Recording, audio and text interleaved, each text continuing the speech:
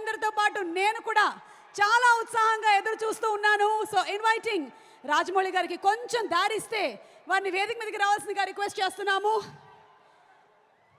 ఆర్ఆర్ఆర్ సినిమాతో ఆస్కార్ వేదికగా తెలుగు సినిమా విజయకేతనాన్ని ఎగరేసినటువంటి మన డైరెక్టర్ రాజమౌళి గారికి హార్దికమైనటువంటి స్వాగతం పలుకుతూ వేదికపైకి ఆహ్వానిస్తున్నాము.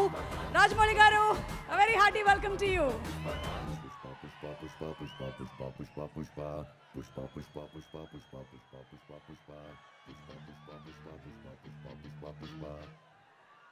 అందరికీ నమస్కారం అండి.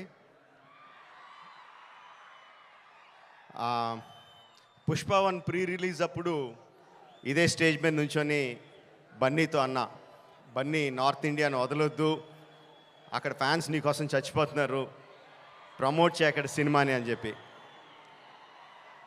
3 years అయిందా, ఇప్పుడు 2 years అయిందా, ఎన్ని సంవత్సరాలు అయిపోయిందా? 3 years సుక్కు. సో 3 years తర్వాత పుష్ప 2కి బన్నీతో చెప్పాల్సింది ఏంటంటే ఈ సినిమాకి ఎటువంటి ప్రమోషన్ అవసరం లేదని. నాట్ నీడెడ్, బికాజ్ మొత్తం ఇండియా మొత్తం ఆర్ ప్రపంచంలో ఇండియన్స్ ఎక్కడ ఉన్నారో అందరూ కూడా ఆల్రెడీ టికెట్లు కూడా కొనేసుకుని ఉంటారని అర్థమైపోతుంది. జనరల్గా ఏదైనా సినిమా ఫంక్షన్కి వచ్చినప్పుడు మనం ఏం మాట్లాడినా ఆ సినిమాకి ఏదో ఒకటి హెల్ప్ అవ్వాలి. హీరో గురించి మాట్లాడినా, డైరెక్టర్ గురించి మాట్లాడినా, అందులో మనకు నచ్చిన విషయాల గురించి మాట్లాడినా, మ్యూజిక్ గురించి మాట్లాడినా, ఆ సినిమాకి ఏదో రకంగా ఎంతో కొంత హెల్ప్ అవ్వాలి అని చెప్పి ఏదో ఒకటి మాట్లాడుతూ ఉంటాం. అండ్ ఈ సినిమాకి అవసరం లేదు, ఏం మాట్లాడక్కర్లేదు ఈ సినిమా గురించి.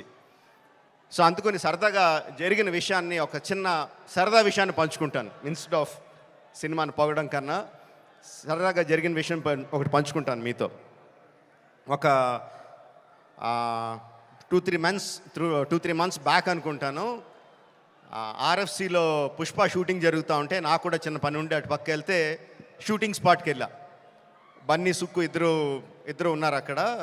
కొంతసేపు పిచ్చామాటి మాట్లాడిన తర్వాత సుక్కు, సార్ సినిమాలో ఒక సీన్ చూస్తారా అని అడిగాడు.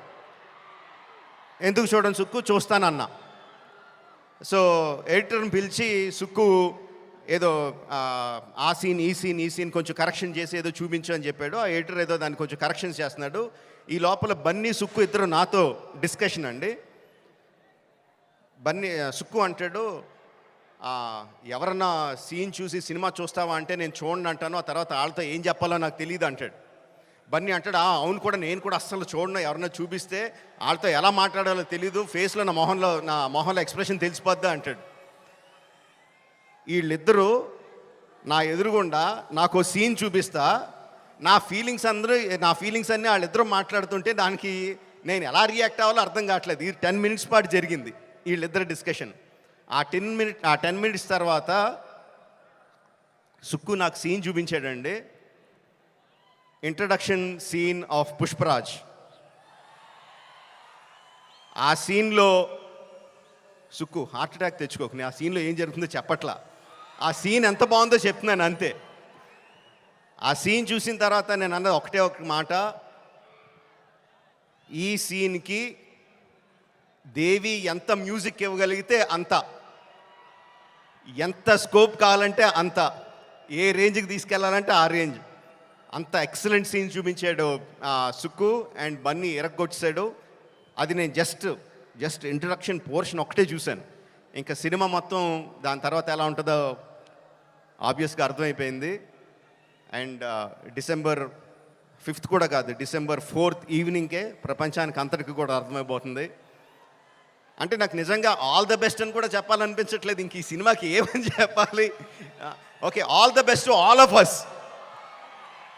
అదిగో వర్షం కూడా పడుతుంది, blessings from the haven.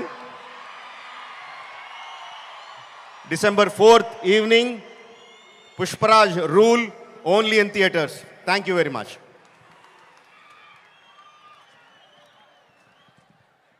Thank you so much. Rajamouli గారిని వేదిక మీదే ఉండవలసిందిగా రిక్వెస్ట్ చేస్తూ ఉన్నాము. అండ్ ప్రొడ్యూసర్స్, మన మైత్రి మూవీ మేకర్